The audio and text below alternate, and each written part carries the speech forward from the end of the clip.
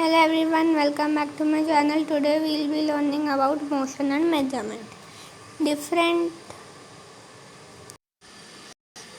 तो in ancient different modes of transport are used to go from one place to other. In ancient times, people used length of foot, the width of a finger, the distance of a step as units of measurement. This caused confusion and a need to develop a uniform system of measurement across arose. Now we use international systems of unit that this is accepted all over the world. तो जब पुराने ज़माने में जब measurements का एक unit नहीं हुआ करता था तो लोग अपने फुट के लेंथ को या फिर उनके फिंगर के विड्थ को या फिर जो स्टेप्स का जो उसे यूनिट ऑफ मेजरमेंट उन लोगों ने बना लिया था।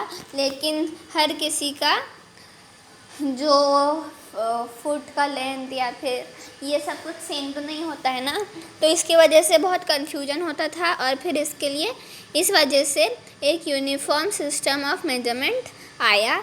तो अभी तो हम लोग international system of units use करते हैं, जैसे कि metre is the unit of length in SI unit and motion is a straight line called motion in a straight line is called rectilinear motion, the circular motion is N.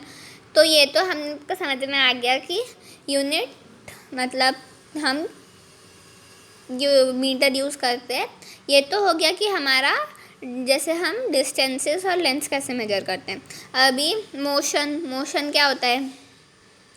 Motion मतलब एक object जब move करता है उसे motion कहा जाता है। तो मोशन के 3 टाइप्स होते हैं। एक तो होता है रेक्टिलिनियर मोशन, फिर होता है सर्कुलर मोशन और फिर होता है पीरियोडिक मोशन। तो रेक्टिलिनियर मोशन क्या होता है? जब एक चीज़ एक स्ट्रेट पाथ में जाती है उसे कहा जाता है रेक्टिलिनियर मोशन। जैसे कि जो एंड्स है वो एक स्ट्रेट लाइन में जाती हैं तो उन्हें बोला जाता है रेक्टिलिनियर मोशन। और फिर जब सर्कुलर मोशन होता है तो circular motion an object moves such at that it's distance from a fixed point remain the same.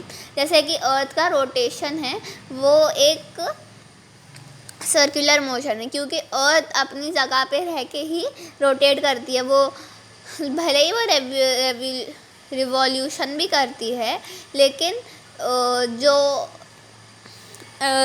Circular motion होता है जब एक ऑब्जेक्ट फिक्स प्लेस पे रह के जब सर्कुलर मोशन में मूव करता है उसे सर्कुलर मोशन कहा जाता है। फिर पीरियोडिक मोशन क्या होता है? जब मोशन जो वो ही मोशन रिपीट, जब एक ऑब्जेक्ट मोशन रिपीट करता है थोड़े टाइम के बाद सेम मोशन रिपीट करता है उसे बोला जाता है पीरियोडिक मोशन।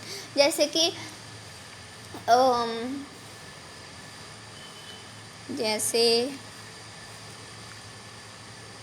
जैसे क्लॉक है वो पीरियोडिक मोशन करती है, जैसे कि वो हर 1 सेकंड के बाद उसका जो सेकंड हैंड होता है, सेकंड्स का हैंड होता है वो मूव करता है तो उसे बोला जाता है पीरियोडिक मोशन।